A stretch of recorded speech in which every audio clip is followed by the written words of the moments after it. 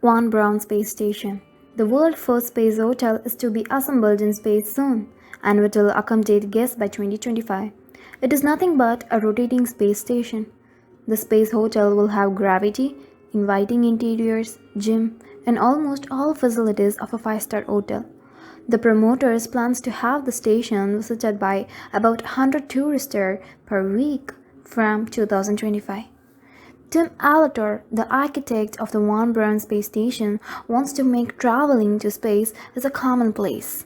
He said eventually, going to space would just be another option people will pick up for their vacation.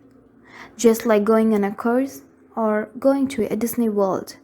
Alatore compares the hotel to a cruise ship, pointing out it will have many of the things you see on a cruise ships: restaurants, gym, musical concerts, movie screening, and educational seminars.